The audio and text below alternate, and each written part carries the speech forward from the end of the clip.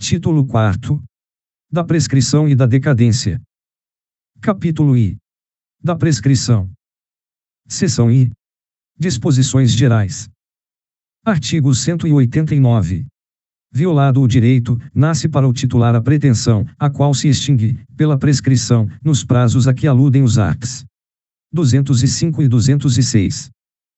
Artigo 190. A exceção prescreve no mesmo prazo em que a pretensão. Artigo 191. A renúncia da prescrição pode ser expressa ou tácita, e só valerá, sendo feita, sem prejuízo de terceiro, depois que a prescrição se consumar. Tácita é a renúncia quando se presume de fatos do interessado, incompatíveis com a prescrição. Artigo 192. Os prazos de prescrição não podem ser alterados por acordo das partes. Artigo 193. A prescrição pode ser alegada em qualquer grau de jurisdição, pela parte a quem aproveita. Artigo 194. Artigo 195. Os relativamente incapazes e as pessoas jurídicas têm ação contra os seus assistentes ou representantes legais, que derem causa à prescrição, ou não a alegarem oportunamente. Artigo 196. A prescrição iniciada contra uma pessoa continua a correr contra o seu sucessor. Seção 2ª. Das causas que impedem ou suspendem a prescrição. Artigo 197. Não corre a prescrição entre os cônjuges, na constância da sociedade conjugal, entre ascendentes e descendentes, durante o poder familiar, entre tutelados ou curatelados e seus tutores ou curadores, durante a tutela ou curatela. Artigo 198. Também não corre a prescrição contra os incapazes de que trata o artigo 3º. Contra os ausentes do país em serviço público da União, dos Estados ou dos municípios.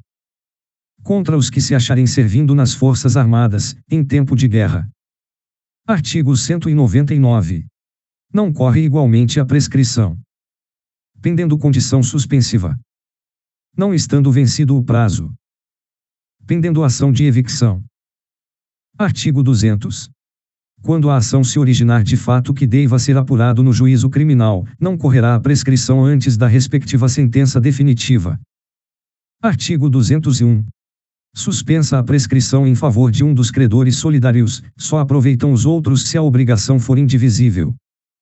Seção 3ª. Das causas que interrompem a prescrição. Artigo 202.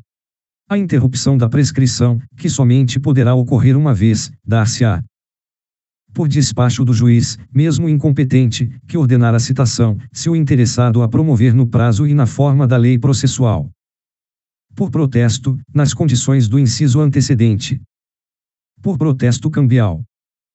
Pela apresentação do título de crédito em juízo de inventário ou em concurso de credores. Por qualquer ato judicial que constitua em mora o devedor.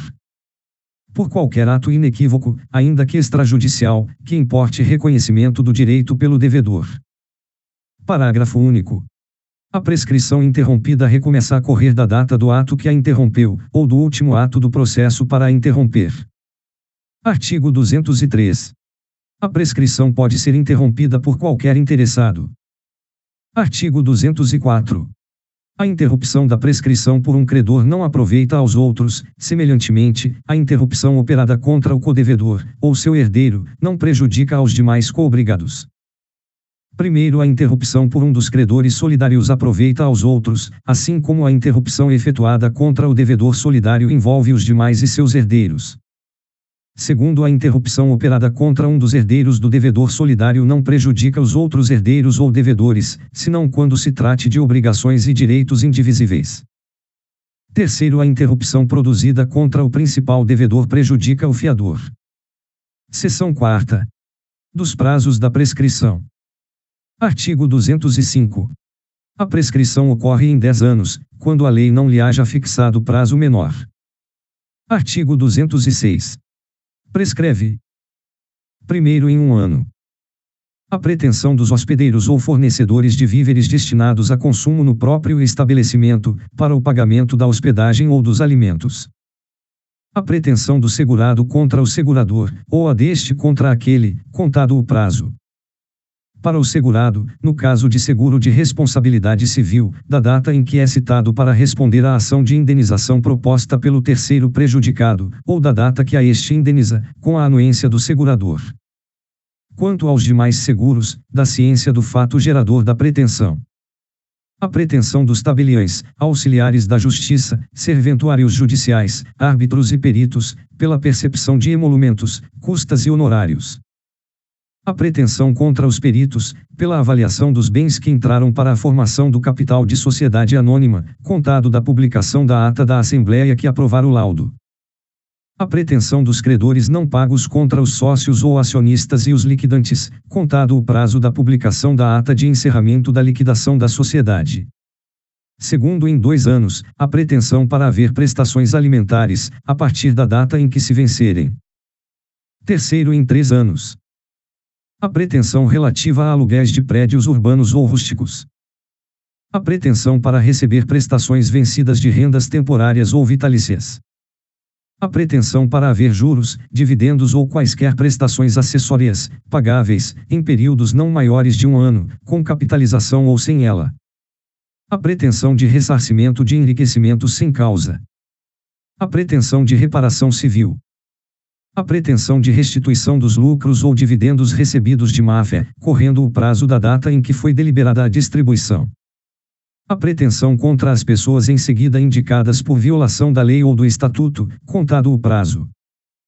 Para os fundadores, da publicação dos atos constitutivos da sociedade anônima. Para os administradores, ou fiscais, da apresentação, aos sócios, do balanço referente ao exercício em que a violação tenha sido praticada, ou da reunião ou assembleia geral que dela deva tomar conhecimento. Para os liquidantes, da primeira assembleia semestral posterior à violação.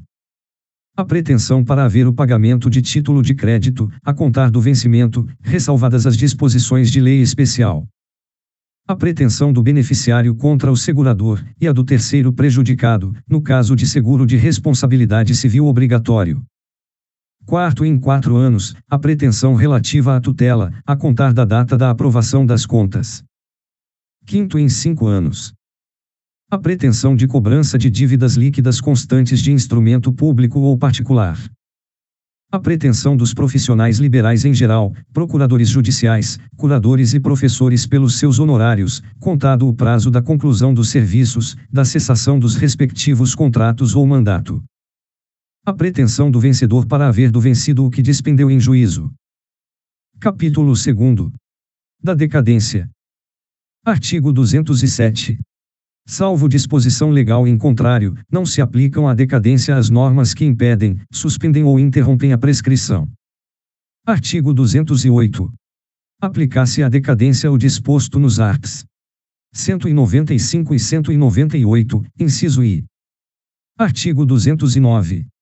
É nula a renúncia à decadência fixada em lei. Artigo 210. Deve o juiz, de ofício, conhecer da decadência, quando estabelecida por lei. Artigo 211. Se a decadência for convencional, a parte a quem aproveita pode alegá-la em qualquer grau de jurisdição, mas o juiz não pode suprir a alegação. Título V. Da prova. Artigo 212. Salvo o negócio a que se impõe forma especial, o fato jurídico pode ser provado mediante confissão, documento, testemunha, presunção, perícia. Artigo 213. Não tem eficácia a confissão se provém de quem não é capaz de dispor do direito a que se referem os fatos confessados. Parágrafo único. Se feita a confissão por um representante, somente é eficaz nos limites em que este pode vincular o representado. Artigo 214. A confissão é irrevogável, mas pode ser anulada se decorreu de erro de fato ou de coação. Artigo 215. A escritura pública, lavrada em notas de tabelião, é documento dotado de fé pública, fazendo prova plena. Primeiro, salvo quando exigidos por lei outros requisitos, a escritura pública deve conter data e local de sua realização, reconhecimento da identidade e capacidade das partes e de quantos hajam comparecido ao ato, por si, como representantes, intervenientes ou testemunhas. nome, nacionalidade, estado civil, profissão, domicílio e residência das partes demais comparecentes, com a indicação, quando necessário, do regime de bens do casamento, nome do outro cônjuge e filiação. Manifestação clara da vontade das partes e dos intervenientes. Referência ao cumprimento das exigências legais e fiscais inerentes à legitimidade do ato. Declaração de ter sido lida na presença das partes e demais comparecentes, ou de que todos a lerão. Assinatura das partes e dos demais comparecentes, bem como a do tabelião ou seu substituto legal, encerrando o ato. Segundo, se algum comparecente não puder ou não souber escrever, outra pessoa capaz assinará por ele, a seu rogo. Terceiro, a escritura será redigida na língua nacional. Quarto, se qualquer dos comparecentes não souber a língua nacional e o tabelião não entender o idioma em que se expressa, deverá comparecer tradutor público para servir de intérprete, ou, não o havendo na localidade, outra pessoa capaz que, a juízo do tabelião, tenha idoneidade e conhecimento bastantes. Quinto, se algum dos comparecentes não for conhecido do tabelião, nem puder identificar-se por documento, deverão participar do ato pelo menos 2 testemunhas que o conheçam e atestem sua identidade. Artigo 216. Farão a mesma prova que os originais as certidões textuais de qualquer peça judicial, do protocolo das audiências, ou de outro qualquer livro a cargo do escrivão, sendo extraídas por ele, ou sob a sua vigilância, e por ele subscritas, assim como os traslados de autos, quando por outro escrivão concertados. Artigo 217.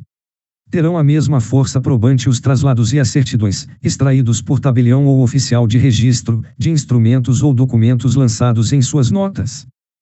Artigo 218. Os traslados e as certidões considerar-se-ão instrumentos públicos, se os originais se houverem produzido em juízo como prova de algum ato. Artigo 219. As declarações constantes de documentos assinados presumem-se verdadeiras em relação aos signatários. Parágrafo único. Não tendo relação direta, porém, com as disposições principais ou com a legitimidade das partes, as declarações enunciativas não eximem os interessados em sua veracidade do ônus de prová-las. Artigo 220. A anuência ou a autorização de outrem, necessária à validade de um ato, provar-se-á do mesmo modo que este, e constará, sempre que se possa, do próprio instrumento. Artigo 221.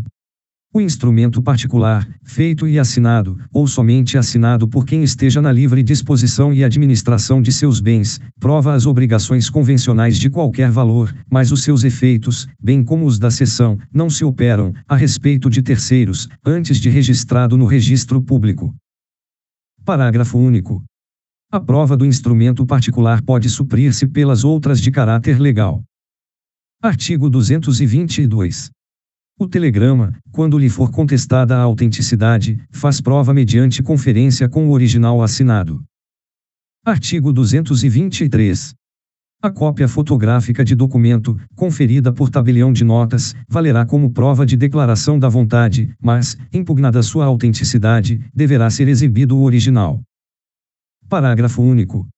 A prova não supre a ausência do título de crédito, ou do original, nos casos em que a lei ou as circunstâncias condicionarem o exercício do direito à sua exibição. Artigo 224. Os documentos redigidos em língua estrangeira serão traduzidos para o português para ter efeitos legais no país. Artigo 225. As reproduções fotográficas, cinematográficas, os registros fonográficos e, em geral, quaisquer outras reproduções mecânicas ou eletrônicas de fatos ou de coisas fazem prova plena destes, se a parte, contra quem forem exibidos, não lhes impugnar a exatidão. Artigo 226. Os livros e fichas dos empresários e sociedades provam contra as pessoas a que pertencem, e, em seu favor, quando, escriturados sem vício extrínseco ou intrínseco, forem confirmados por outros subsídios. Parágrafo único. A prova resultante dos livros e fichas não é bastante nos casos em que a lei exige escritura pública, ou escrito particular revestido de requisitos especiais, e pode ser ilidida pela comprovação da falsidade ou inexatidão dos lançamentos.